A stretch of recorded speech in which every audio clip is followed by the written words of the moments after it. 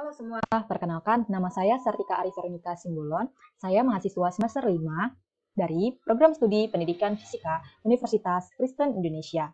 Nah, di sini saya membuat media pembelajaran dari buku Introduction to Quantum Mechanics edisi kedua oleh penerbit David J. Griffith.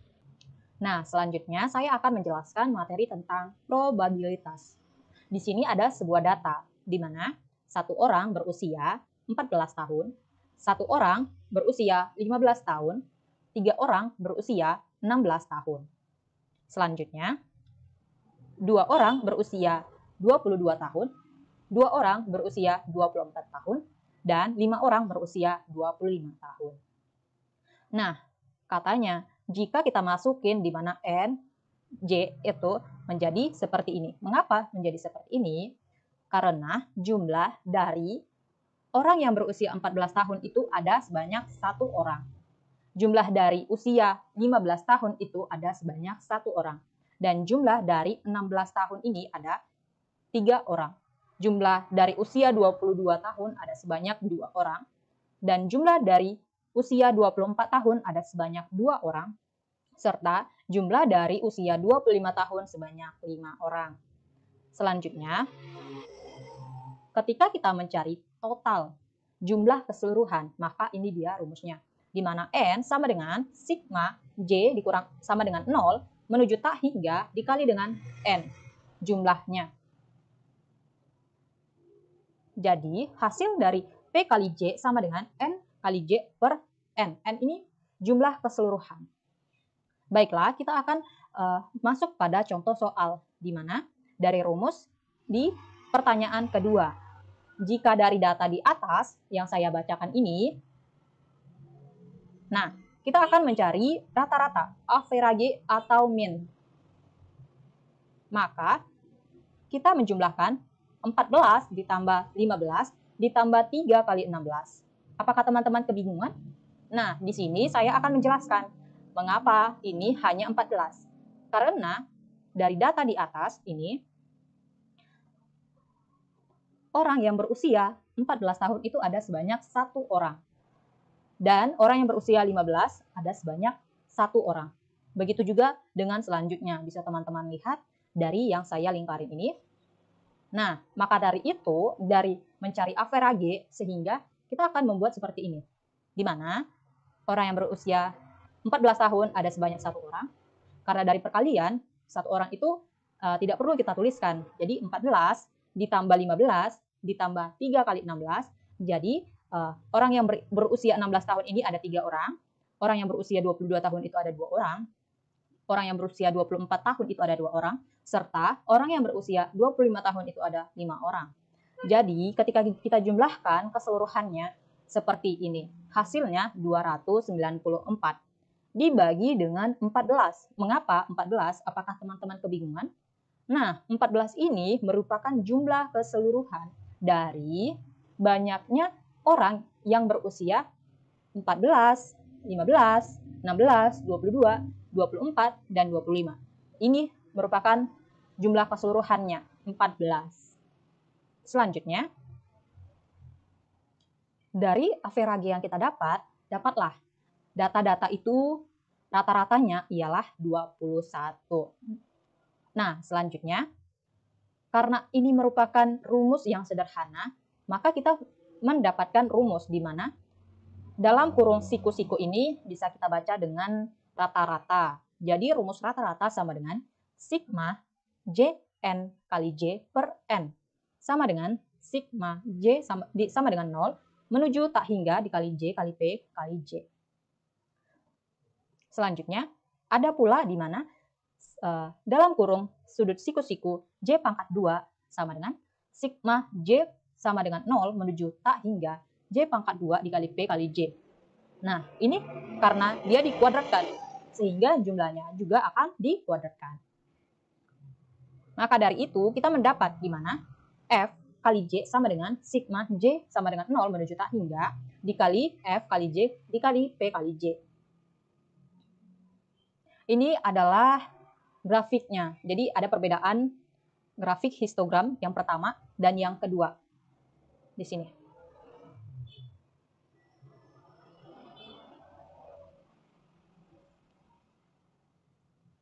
Nah, bisa kita dapatkan di mana delta J sama dengan J dikurang sudut siku-siku dikali J.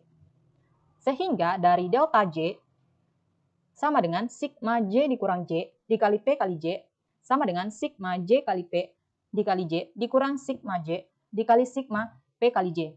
Maka dari sudut siku-siku dikurang sudut siku-siku hasilnya 0. Nah, dari sini pula kita mendapatkan di mana standar deviasi itu delta J dipangkat 2-kan. Sehingga ketika kita mencari sudut standar deviasi pangkat 2 sama dengan delta J pangkat 2 sama dengan sigma delta J pangkat 2 kali P kali J sama dengan sigma J dikurang rata-rata J dipangkat 2-kan dikali P. Nah, dari sini teman-teman bisa lihat dari sudut deviasi pangkat 2 itu adalah J pangkat 2 dikurang J pangkat 2. Sehingga dari standar deviasi kita mendapat di mana akar kali sudut siku-siku J pangkat 2 dikurang J dikuadratkan. Baiklah, langsung saja kita masuk ke dalam contoh soal problem 1.1 di halaman 12. Yang A dan B, di mana A itu mencari J pangkat 2 dan J dikuadratkan. Yang B mencari determinan delta J serta mencari standar deviasi. Di sini merupakan tulisan saya, di mana J pangkat 2 sama dengan 1/n sigma J pangkat 2 N kali J. Ini teman-teman, saya akan tunjukin dari mana dapat rumusnya, yaitu di buku ini. Yang sebelumnya saya jelasin, di mana dia merupakan rata-rata. Nah, teman-teman bisa lihat yang saya paparkan.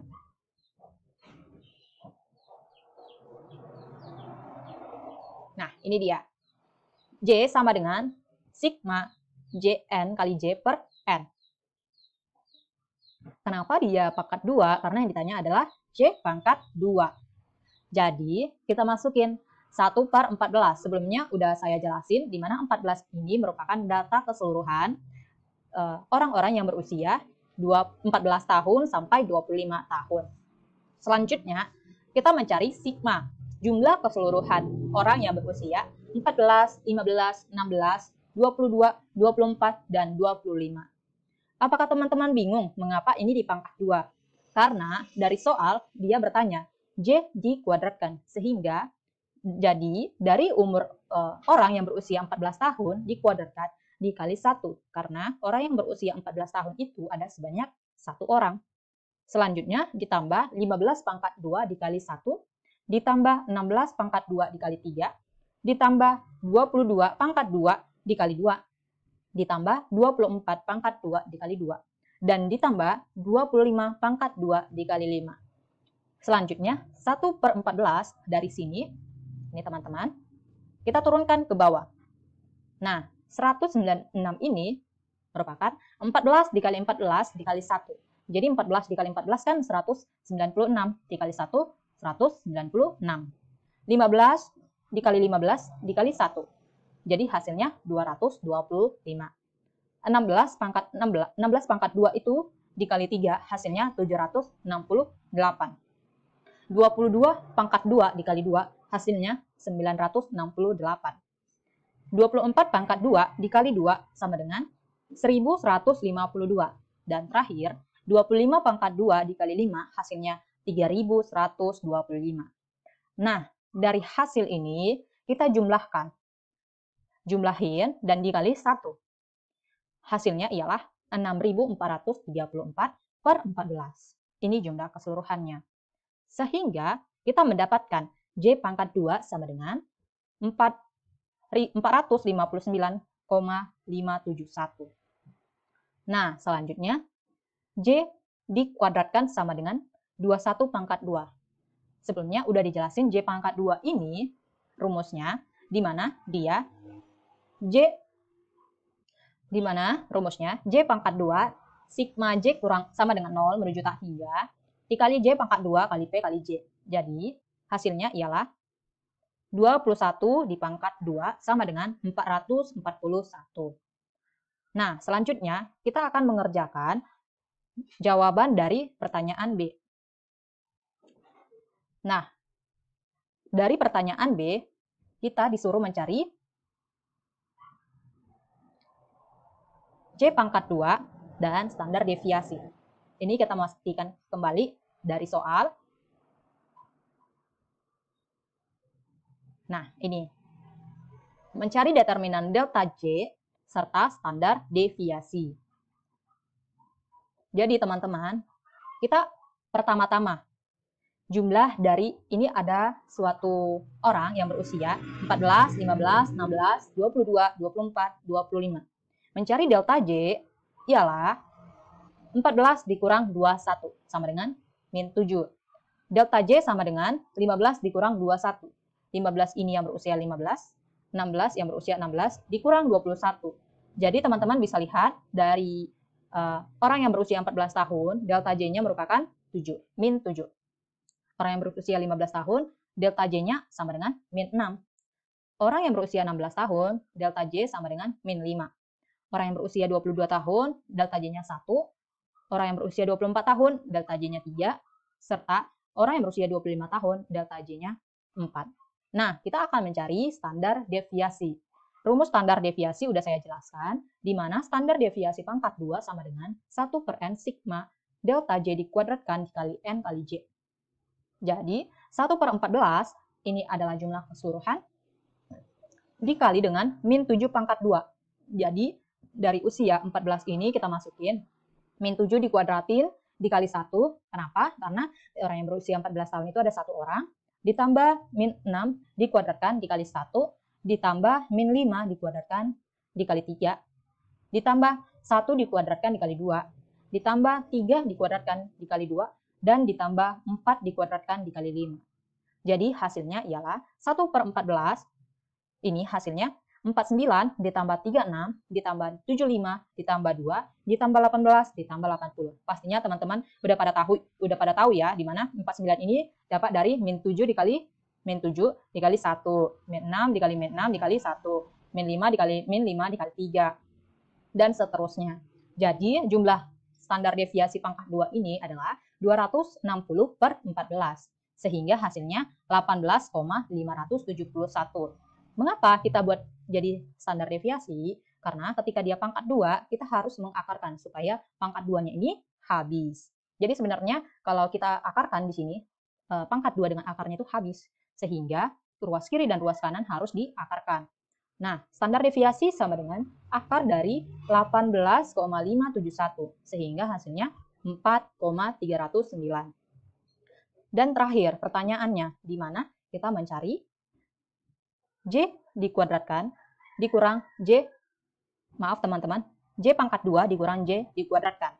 Sehingga sebelumnya udah dapat di mana J pangkat 2 adalah 459,571 dikurang 441 sama dengan 18,571. Nah, dari situ teman-teman bisa mengerti dan pahami yang saya jelasin. Dari problem 1.1 sudah saya jelasin yang bagian A dan B. Selanjutnya saya akan menjelaskan problem 1.2 bagian A. Katanya disuruh mencari standar deviasi pada contoh 1.1. Jadi teman-teman, saya akan memperlihatkan example 1.1 pada buku ini. Harap teman-teman memperhatikan. Nah, di sini example 1.1 di mana X, T sama dengan setengah G kali T pangkat 2. Jadi teman-teman bisa perhatikan penurunan rumusnya. Sehingga dia mempunyai grafik seperti ini, di mana rho X sama dengan setengah dikali akar H kali X. Nah, dari sini kita bisa mendapatkan di mana sudut siku-siku X-nya ini sama dengan integral 0 menuju H dikali X 1 per 2 dikali akar H kali X dx. Sama dengan 1 per 2 akar H dikalikan dengan 2 kali 3, 2 per 3 kali 3 per 2, 0 menuju H. Teman-teman pasti bingung ini dapat dari mana. Dan ini merupakan suatu integral. Jadi dia kan 1 per 2. Nah ketika dia diintegralkan, maka pangkatnya ini akan ditambah. Jadi 2 per 3. Sehingga 1 per 2 akar H dikali 2 per 3 kali X pangkat 3 per 2. Nah, ini kita masukin batas atas, batas bawah. 0 menuju H. Sehingga hasilnya H per 3. Baiklah. Nah, di sini katanya mencari standar deviasi. Karena sudah diketahui kan sebelumnya pada contoh X itu X rata-rata merupakan sama dengan H per 3. Selanjutnya kita akan mencari standar deviasi. Nah, di sini teman-teman bisa perhatikan kembali. Ini saya tulis kembali di mana pada contoh itu ada H per 3. H per 3. Nah, ketika kita mencari X dikuadratkan, maka X-nya ini kita kuadratkan. X-nya ini juga kita kuadratkan. Nah, di sini X pangkat 2 sama dengan integral 0 menuju H dikali X pangkat 2, 1 per 2 akar H kali X dikali dx sama dengan 1 per 2 akar H dikali 2 per 5 2 per 5 X pangkat 5 per 2. Jadi batas atas batas bawah 0 menuju H. Sehingga hasilnya H pangkat 2 per 5. Nah teman-teman, karena sebelumnya saya sudah menjelaskan mengapa ini dapat 2 per 3. Ini dari integral X kan gitu. Nah ini juga dapat 2 per 5 dari integral X pangkat 2-nya. Sehingga 2 per 5 X pangkat 5 per 2. Ketika kita sudah memasukin batas atas, batas bawah, nah sehingga menjadi H pangkat 2 per 5. Baiklah, kita akan mencari standar deviasi. Rumus standar deviasi adalah akar X pangkat 2 dikurang X dikuadratkan. Teman-teman bisa lihat, X pangkat 2 dikurang X dikuadratkan. Nah, ini kan sudah dapat X pangkat 2, ini, dan X dikuadratkan. Oke, kita masukin saja ke rumusnya. Jadi, H pangkat 2 per 5 dikurang H per 3 dikuadratkan. Nah, kita dapatkan di mana H per 3 dikuadratkan itu berarti H dikali H pangkat 2. 3 dikali 3, 9. Nah, selanjutnya, kita sudah mendapat, tinggal kita menyamakan penyebut. Gimana caranya? Kita mencari KPK. Jadi yang bagian bawah ini penyebutnya, kita cari KPK. Dapatlah dia 45. 45 dibagi 5, 9. Dikali H pangkat 2, 9 kali H pangkat 2. Dikurang 45 dibagi 9 itu 5. Dikali H pangkat 2. Jadi 9 H pangkat 2 dikurang 5 H pangkat 2 per 45. Jadi karena ini penyebutnya sudah sama, kita bisa, nah ini sudah sama penyebutnya, jadi tinggal kita kurangin sehingga menjadi akar 4 H pangkat 2 per 45. Nah, kita akan menyederhanakan di mana standar deviasi sama dengan 2H per 3 akar 1 per 5. Jadi hasilnya standar deviasi sama dengan 0,67 H dikali 0,447. Teman-teman pada bingung ini dapat dari mana? Nah, ini 2 dibagi 3, 0,67 H, akar 1 per 5, 0,447. Jadi tinggal kita kalikan, sehingga standar deviasi hasilnya sama dengan 0,298 H. Seperti ini kita mendapat jawabannya. Selanjutnya saya akan menjelaskan komutasi dari operator. Pada komutasi, teman-teman bisa lihat ada rumusnya di mana A, B sama dengan AB dikurang BA.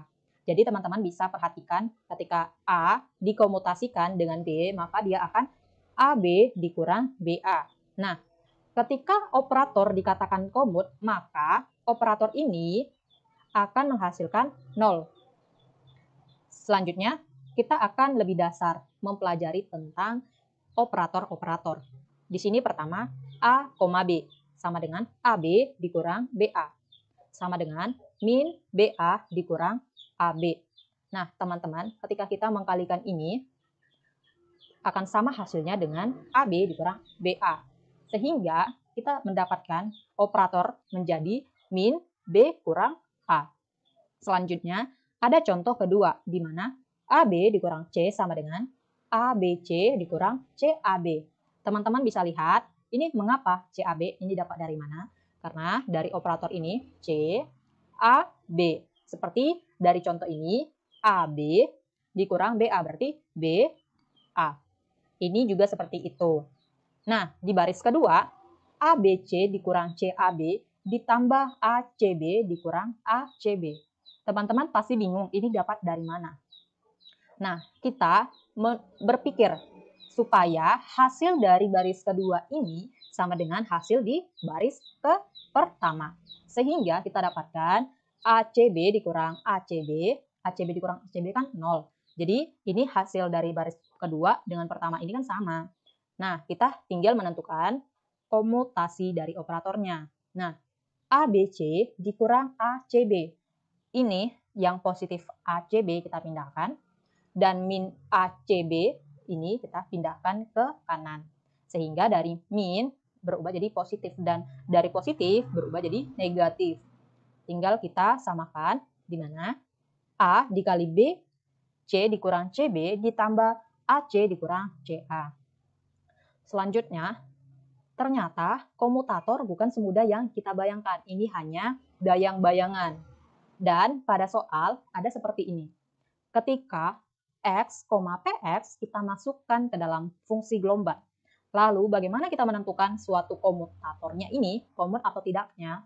Baik, teman-teman perhatikan. Nah, dari X, PX ini kita masukin ke dalam fungsi gelombang. Sebelumnya saya sudah menjelaskan fungsi gelombang yaitu Cx. Nah, kita akan memasukin sama dengan X kali PX dikurang PX dikali X dikalikan dengan fungsi gelombang yaitu posisi dan momentum. Karena fungsi gelombang ini mengandung posisi dan momentum, maka kita ingat sebelumnya di mana momentum sama dengan PX sama dengan min I hak bar dikali do per do X. Nah, posisi itu sama dengan X sama dengan min I hak bar do per do P. Jadi, dari fungsi gelombang ini yang kita masukin di mana X PX dikali Cx dikurang PXX dikali Cx. Nah, PX ini termasuk dari momentum, di mana momentum itu min I hak bar do per do X. Jadi kita masukin PX di sini, sehingga X dikali min I hak bar do per do X dikali Cx. Dikurang PXX dikali Cx. Nah, selanjutnya kita akan mengkalikan seperti ini, kali dalam. X kali min I hak bar dikali do C kali X per do X. Ini dikalikan ya teman-teman. Jadi do kali Cx, do Cx per do X. Ini juga Px kan udah diketahui min I hak bar do per do X. Jadi kita ubah saja. Sehingga min dikali min I hak bar do per do X dikali X dikali Cx. Maka dari itu kita menurunkan lagi. Jadi ini kita buat ke depan min I hak bar kali X dikali do Cx per do X ditambah karena min kali min positif I hak bar do per do X dikali Cx. Maka dari itu kita mencari di mana min I hak bar X do C per X do Cx per do X ditambah I hak bar do X per do X dikali Cx ditambah I hak bar X do Cx per do X. Jadi teman-teman bisa lihat ini merupakan suatu bilangan yang bisa habis. Jadi min dengan positif ini habis dicoret. Sehingga hasilnya I hak bar do X per do X sama dikali dengan Cx. Nah, do X per do X itu kan 1. Jadi I hak bar dikali 1 dikali do X. Sehingga hasilnya I hak bar.